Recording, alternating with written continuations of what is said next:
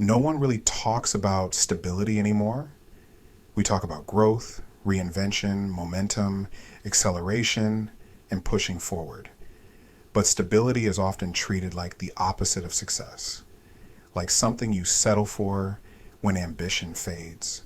And that is one of the biggest misunderstandings of our time because real stability is not weakness, it is not stagnation, and it is not failure. Stability, when built intentionally, becomes one of the most powerful advantages you can have, especially in the second half of life. Why stability lost its status? Stability is often misunderstood because people confuse it with stagnation. But stability is not about standing still. Stability is about predictability, it's about margin, it's about control, it's knowing your baseline, knowing your risks, knowing what you can rely on when things get uncertain. Stability creates breathing room, and breathing room allows you to think clearly, make intentional decisions, and respond rather than react. Why high achievers struggle with stability. High achievers are conditioned to push, to expand, to say yes, to take risks, to keep going. But later in life, the game changes. Life begins to reward refinement instead of expansion, selectivity instead of accumulation, saying no instead of yes. Stability doesn't provide the same dopamine as growth. There's no applause for consistency, no recognition for predictability. What stability gives you instead is peace without fragility. Stability is a strategy, not a default. Stability doesn't just happen. Real stability is designed. It's built by reducing unnecessary complexity, creating buffers, and aligning commitments with capacity. Stability requires restraint. Restraint is often harder than ambition. It means choosing sustainability over ego, longevity over optics, depth over constant expansion. Treating stability as a strategy turns it into control, not compromise. What stability gives you that nothing else does? Stability gives you real optionality, the ability to make calm, high-quality decisions when it matters.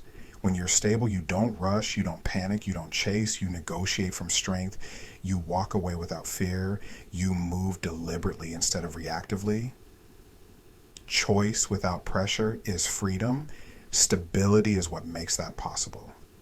Stability in the second half of life. Later in life, stability becomes a multiplier. Experience compounds.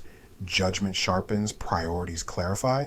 Stability allows you to enjoy what you've built instead of constantly managing it. It gives space to protect health, relationships, time, and mental clarity. This stage of life is not about proving yourself anymore. It's about preserving what matters and designing a grounded future. How stability changes your daily life. Stability changes how your days feel. When life is unstable, everything feels urgent. Every decision feels heavy. Every problem feels personal. When stability is present, your nervous system relaxes. You wake up with clarity instead of tension. You respond instead of react. You think long term instead of surviving week to week. Small problems stay small. Unexpected events don't derail you. Energy goes toward living, not constant management. Emotional bandwidth grows. Stability as stewardship and legacy. Stability is how you honor your past effort. You didn't work for decades just to live with constant pressure. Stability is stewardship. It's saying, I've built something worth protecting. I don't need to prove myself anymore. I'm allowed to value peace. Success is defined by how well you preserve what truly matters. Stability connects the past, present, and future without panic. The quiet advantage. No one tells you this about stability. It's not boring, it's not weak, and it's not the end of ambition. Stability allows ambition to evolve. It's the foundation for moving forward with confidence instead of anxiety. If stability is calling you now, that doesn't mean you're slowing down. It means you're strong enough to choose it.